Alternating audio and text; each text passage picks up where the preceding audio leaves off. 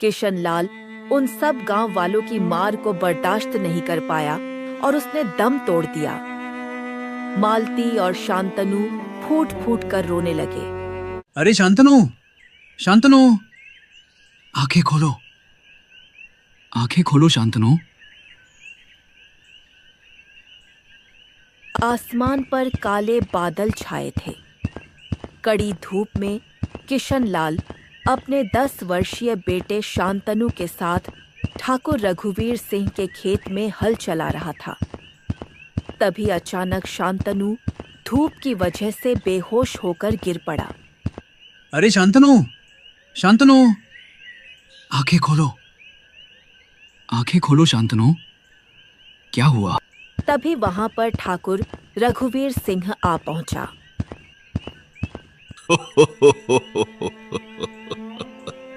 वाह वाह वाह वाह वाह, ये क्या किशनलाल, अब तक तो सारा खेत जुत जाना चाहिए था, लेकिन तुम तो भैया आराम कर रहे हो। कैसी बात कर रहे हैं ठाकुर?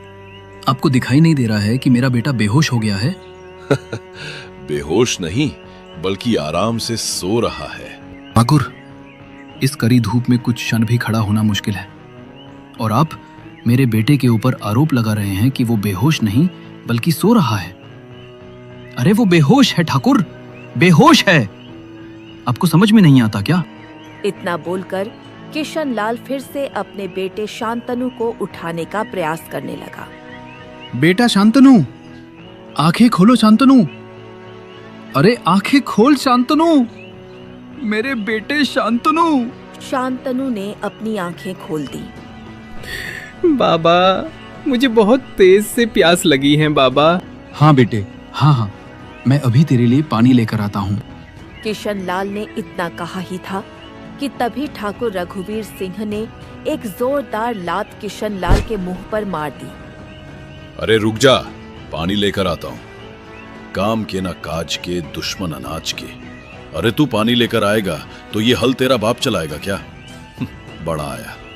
और ये तेरा बेटा, इसकी तो ले ले। अरे हट। सुन, कल से अपने इस काले कलू बेटे को खेत में लाने की कोई जरूरत नहीं है। तुझे अकेले ही खेत में हल चलाना होगा। ले जा इसको। यह कहता हुआ ठाकुर रघुवीर सिंह अकड़कर वहां से चला गया। किशनलाल बेचारा रोते हुए अपने बेटे को देखने लगा। दरअसल किशनलाल के बेटे शांतनु का रंग काला था।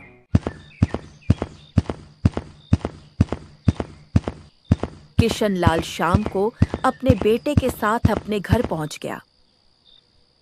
घर पर अपने पति और अपने बेटे के चेहरे पर घाव देखकर किशनलाल की पत्नी मालती तड़पते हुए बोली, हाय राम, तुम दोनों के चेहरे पर ये चोट कैसे लगी? ऐसा लग रहा है जैसे किसी ने तुम दोनों को बड़ी ही बेदर्दी से पीटा हो। किशनलाल रोते हुए अपनी पत्नी को सारी घटना बताने लगा। पता नहीं भगवान हमारी कैसी परीक्षा ले रहा है। जब शांतनु पेट में था तब मैंने ठाकुर रघुवीर सिंह से कुछ कर्ज लिया था जो मैं नहीं चुका पाया। उसके बदले ठाकुर ने मेरा सारा खेत हथिया लिया और मुझे अपने ही खेत में मजदूरों की तरह काम पर लगा दिया। मुझे अपने ही खेत में कड़ी धूप में हल चलाते हुए 10 वर्ष हो गए हैं। अब आप ठाकुर रघुवीर सिंह से अपना खेत वापस क्यों नहीं मांगते? अरे मालती, तुम्हें क्या लगता है, क्या मैंने ठाकुर से ऐसा नहीं कहा होगा? अरे मैं जब भी अपना खेत वापस मांगता हूँ तो वो मुझे इतना सूद बता देता है कि मैं 7 जन्मों तक उसे नहीं चुका सकता। तो क्या आप जीवन भर अपने ही खेत में नौकरों की तरह काम करते रहेंगे और ऐसे ही अपमानित होते रहेंगे? घर पर राशन भी खत्म हो गया है। आपको याद दी है, ठाकुर रघुवीर सिंह ने इस महीने आपको कुछ भी धन नहीं दिया है। मैं कल ही गांव के सरपंच महिपाल से इस बारे में बात करूंगा।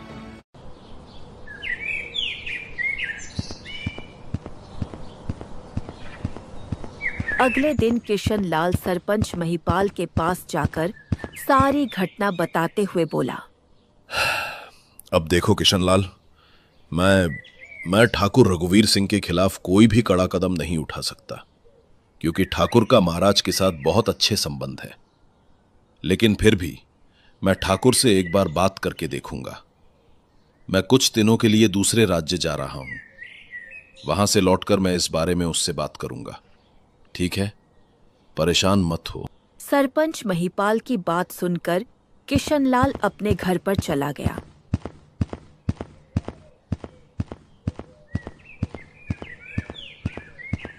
और सरपंच महिपाल जंगल के रास्ते दूसरे राज्य की ओर चल दिया। सरपंच महिपाल एक घने जंगल की ओर गया ही था कि तभी उसकी नजर एक बूढ़ी स्त्री पर पड़ी, जिसके ऊपर एक वृक्ष गिरा हुआ पड़ा था। अरे, ये तुम्हारे ऊपर वृक्ष कैसे गिर पड़ा? मैं यहाँ से निकल रही थी, तभी तेज आंधी चल पड़ी और ये वृक्ष वैसे भी पूरी तरह से सूख चुका था। हाँ, ये मेरे ऊपर गिर गया। मैं बूढ़ी हो चुकी हूँ, मुझ में इतनी शक्ति नहीं है कि मैं इसे अपने हाथों से उठा दूं। तुम मेरी सहायता कर दो। ठीक है, तुम चिंता मत करो, मैं अभी तुम्हें इस वृक्ष के नीचे से निकालता हूँ। सरपंच महिपाल उस बूढ़ी औरत को वृक्ष के नीचे से निकालने के लिए झुका ही था कि तभी उसकी नजर उस बूढ़ी औरत के हाथ पर पड़ी। उसके हाथ में एक बड़ी ही सुंदर दिव्य मणि नीले रंग की किरणों से जगमगा रही थी। अरे, तुम्हारे हाथ में दिव्य मणि तो बहुत ही सुंदर है। यह सुनकर वृद्धा साध्वी कमला बुरी तरह से घबराती हुई सरपंच महिपाल से बोली, ये मेरी दिव्य मणि है। सरपंच महिपाल की उस दिव्य मणि पर नीयत खराब हो गई। सरपंच महिपाल तुरंत उस बूढ़ी औरत के हाथ से वह दिव्य मणि छीनकर अपने गांव की ओर भाग गया और अपने घर में घुसकर उस चमकती हुई दिव्य मणि को आंखें फाड़ फाड़ कर देखने लगा। हाँ, ये दिव्य मणि तो बहुत ही सुंदर है। तभी वहां पर ठाकुर रघुवीर सिंह पहुंचा। ठाकुर रघुवीर सिंह को देखकर सरपंच महिपाल ने तुरंत उस दिव्य मणि को छुपा लिया, मगर ठाकुर रघुवीर सिंह उस दिव्य मणि को देख चुका था। अरे, ये दिव्य मणि को मुझसे छुपाने की आवश्यकता नहीं है सरपंच। अरे, मेरा महाराज के साथ उठना बैठना लगा रहता है। अरे, मैं चाहूं तो उनसे ऐसी कई दिव्य मणि मांग सकता हूं, समझे? अरे नहीं ठाकुर, तुम गलत सोच रहे हो। मैं तो तुम्हारे ही पास आने वाला था। मेरे पास? लेकिन क्यों? ऐसा है ठाकुर कि आज मेरे पास किशनलाल आया था और कह रहा था कि मैं तुमसे उसके खेत के बारे में बात करूं। दरअसल किशनलाल अपना खेत अब वापस लेना चाहता है। अरे, तो उसके लिए उसे बहुत भारी ब्याज चुकाना होगा, जो कि वो 7 जन्मों में नहीं चुका सकता। बड़ा आया खेत वापस लेना है। इतना बोलकर ठाकुर रघुवीर सिंह सरपंच महिपाल के घर से बाहर निकल गया।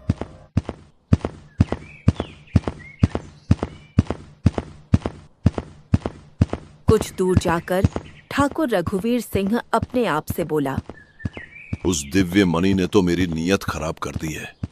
मैं किसी भी कीमत पर उस दिव्य मणि को पाना चाहता हूं।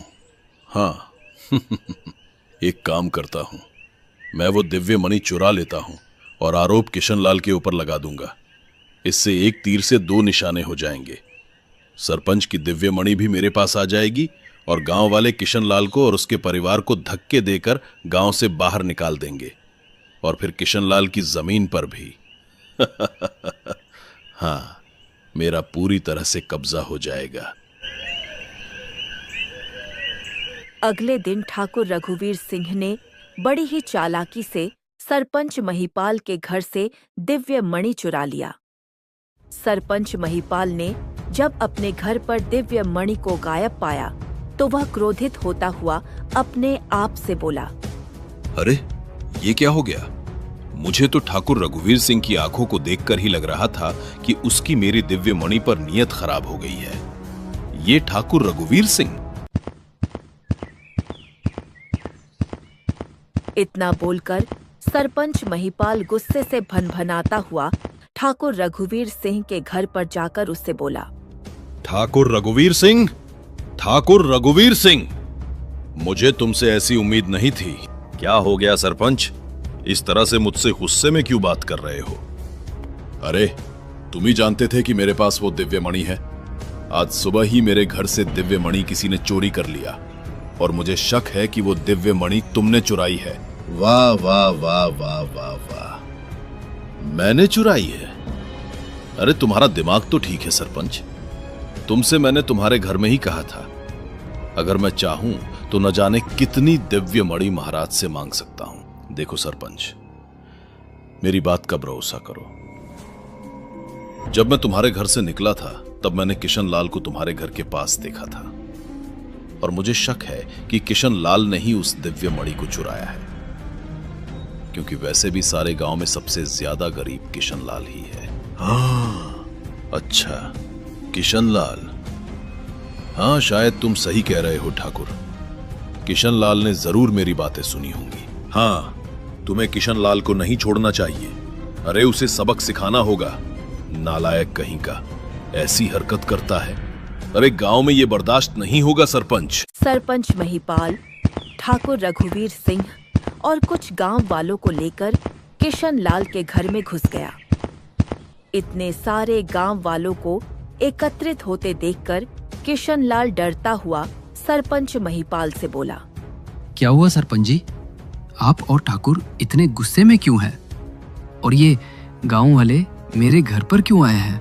ओ किशन लाल, सीधी तरह से बता दे कि वो दिव्य मणि कहाँ है। दिव्य मणि?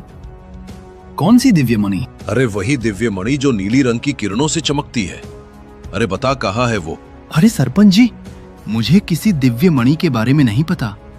आप किस दिव्य मणि की बात कर रहे हैं? तभी ठाकुर रघुवीर सिंह गांव वालों से बोला, गांव वालों, अरे ये ऐसे नहीं मानेगा। अरे मार मार कर इसका बुरा हाल कर दो। ससुरे को मारो इसको। सभी गांव वाले बड़ी बेदर्दी से किशन लाल को पीटने लगे। किशन लाल उन सब गांव वालों की मार को बर्दाश्त नहीं कर पाया और उसने दम तोड़ दिया। मालती और शांतनु फूट फूट कर रोने लगे। नहीं नहीं, मेरे पति नहीं। बाबा, बाबा, आंखें खोलो बाबा। नहीं। तभी ठाकुर रघुवीर सिंह गांव वालों की ओर देखकर बोला, अरे देखते क्या हो, इन दोनों माँ बेटे को गांव से धक्के देकर बाहर निकालो और किशन लाल की लाश को भी गांव से बाहर फेंक दो। ले जाओ उसको, चोर कहीं का। मालती और शांतनु ने नम आंखों से अपने पति और पिता का अंतिम संस्कार कर दिया।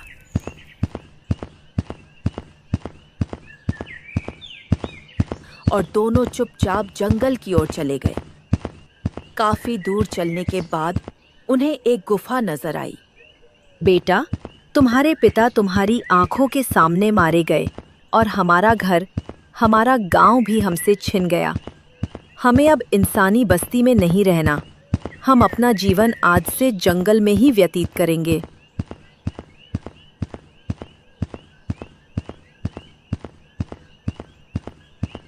मालती और शांतनु जंगल में बनी उस गुफा के अंदर रहने लगे। अगले दिन शांतनु जंगल के एक तालाब के पास चला गया और तालाब के अंदर से बहुत सारी मछलियां निकालकर गुफा के अंदर ले आया।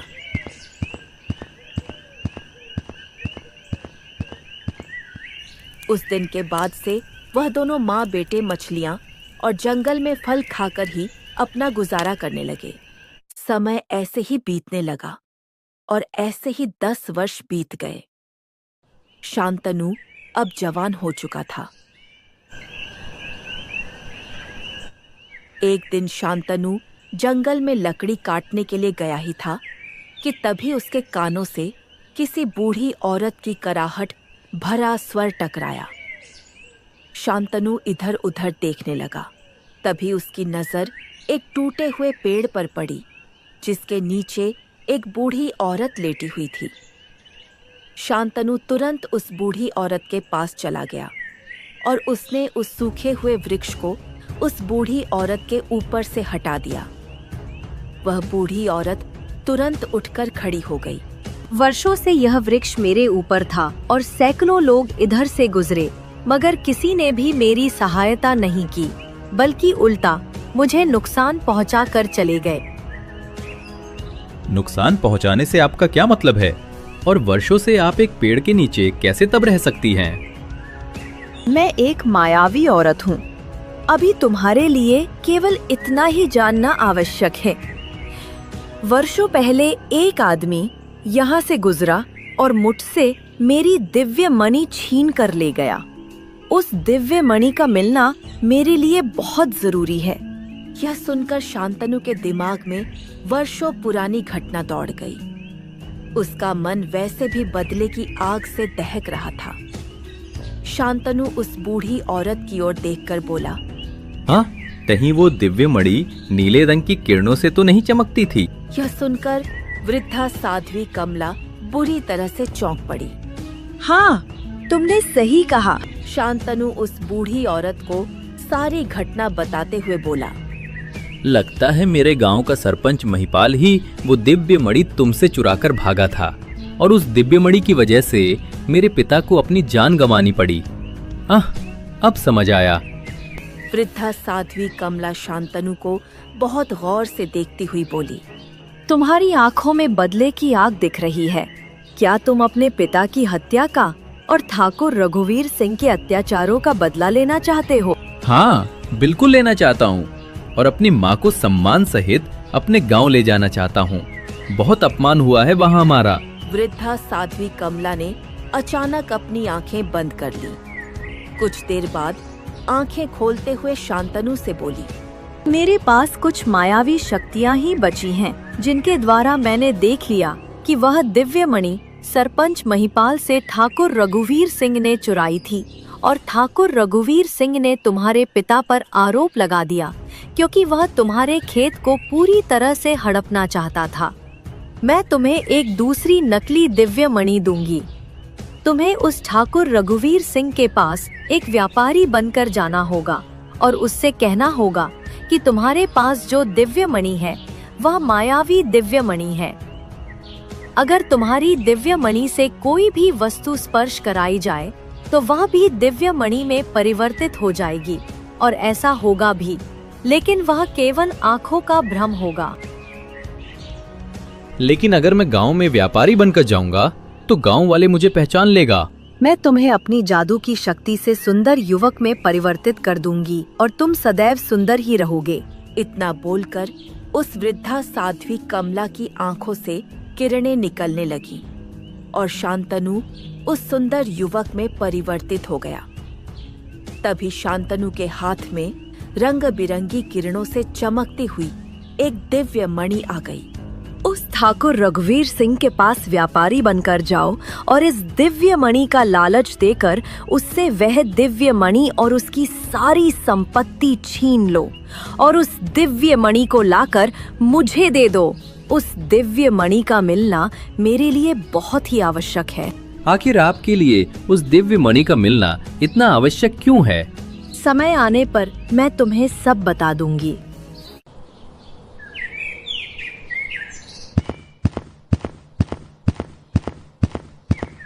अगले दिन शांतनु अपने गांव पहुंच गया।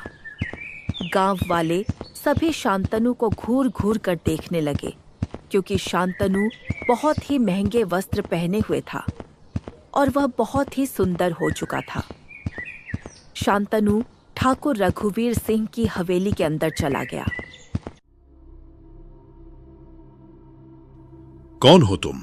मैं एक व्यापारी हूँ। मैंने सुना है कि तुम्हारे पास एक ऐसी दिव्य मणि है जो नीले रंग की किरणों से चमकती है।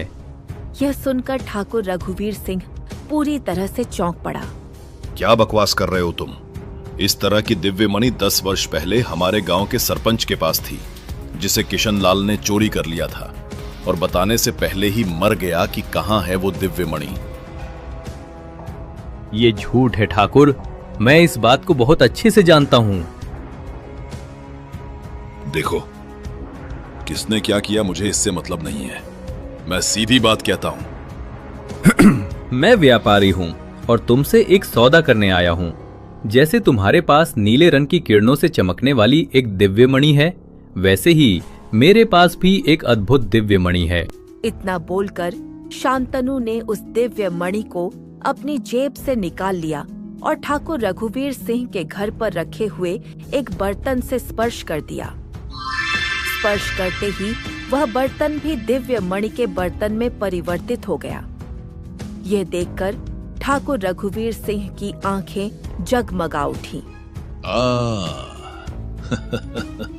वाह वाह वाह वाह वाह वाह, तुम्हारे पास तो वाकई में बड़ी ही अद्भुत दिव्य मणि है।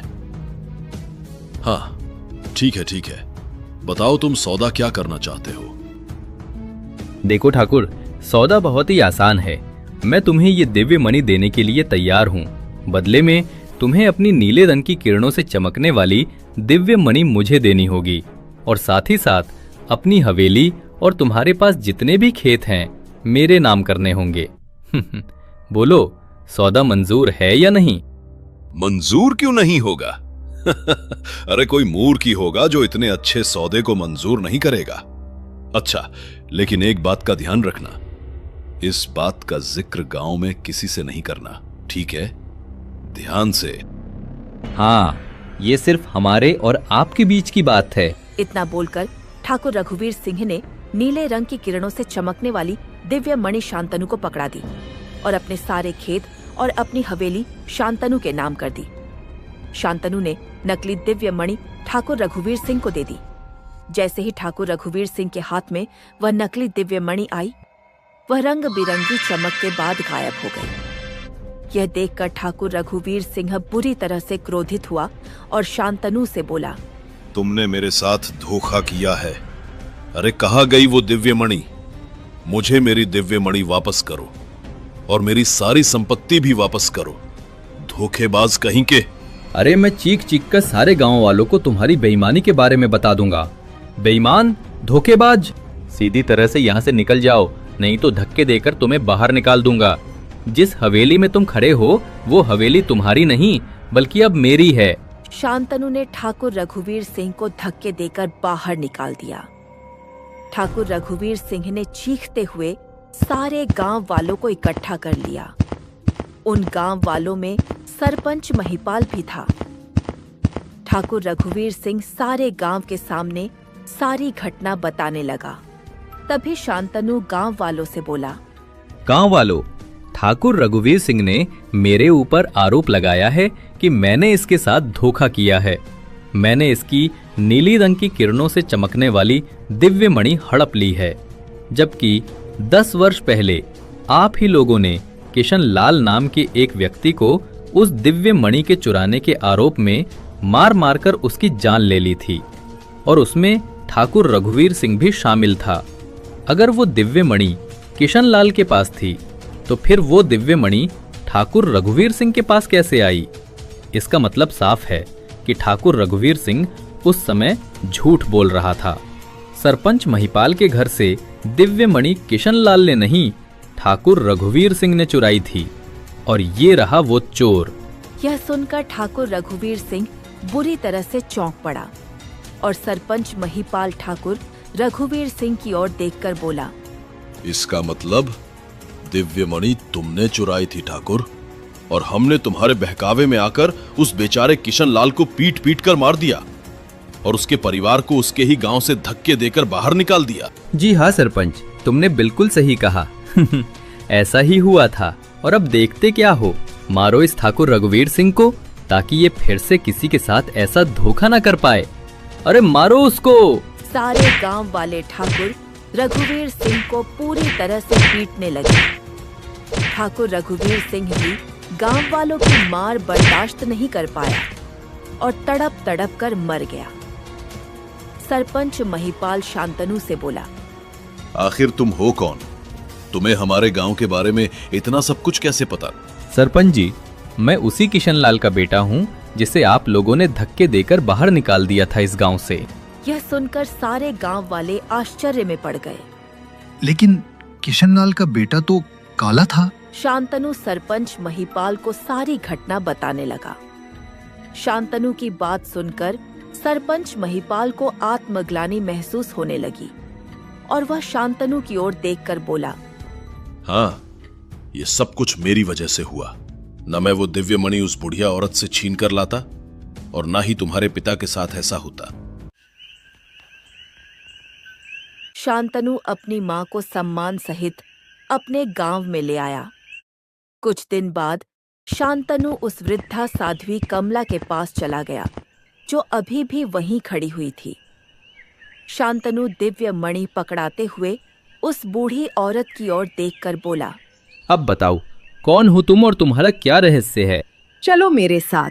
वृद्धा साध्वी कमला शांतनु को एक घने जंगल की ओर ले गई, जहां पर एक साधु बैठे हुए तपस्या में लीन थे। वृद्धा साध्वी कमला उस साधु को वह दिव्य मणि पकड़ाते हुए बोली, ये लो तपस्वी ऋषि नारायण, आपकी अमानत। तुमने आने में वर्षों लगा दिए, लेकिन कोई बात नहीं। तपस्वी आर्षि नारायण ने इतना कहा ही था कि तभी रंग बिरंगी किरणों के साथ वो बूढ़ी औरत एक सुंदर स्त्री में परिवर्तित हो गई। शांतनु आश्चर्य से तपस्वी आर्षि नारायण की ओर देखकर बोला, ये क्या माजरा है तपस्वी ऋषि नारायण? दरअसल यह जंगल के वन रक्षक की बेटी थी, जो जंगल में टहल रही थी। मैंने वर्षों की कड़ी तपस्या से अपनी मायावी शक्तियों को दिव्य मणि में परिवर्तित किया था, और वन रक्षक की बेटी मजाक करने के इरादे से यह दिव्य मणि मुझसे छीन कर ले गई, और मैंने इसे श्राप दे दिया, और यह बूढ़ी औरत में परिवर्तित हो गई। बूढ़ी औरत में परिवर्तित होने के बाद यह मेरे सामने बहुत रोई और गिड़गिड़ाई। तब मैंने इससे कहा कि बूढ़ी औरत के रूप में इस दिव्य मणि को लेकर जंगल के 7 चक्कर लगाकर मेरे पास आओ, और इसने जंगल के 7 चक्कर लगाने में इतने वर्ष लगा दिए। दोस्तों, अगर आपको हमारे कार्टून वीडियो पसंद आते हैं तो हमारे चैनल को जरूर सब्सक्राइब करें, और हाँ, हमारा एक टेलीग्राम चैनल ताज़ा टून हिंदी भी है, जिसका लिंक हमने नीचे दिया है। अगर आपको स्टोरी बनाना सीखना है या कार्टून वीडियो का मटेरियल चाहिए, तो सब्सक्राइब करने के बाद हमारे टेलीग्राम चैनल को ज्वाइन करें। हम वहाँ बहुत सारा फ्री मटेरियल और सीखने के टिप्स शेयर करते हैं। आपका हार्दिक स्वागत है ताज़ा टून हिंदी में।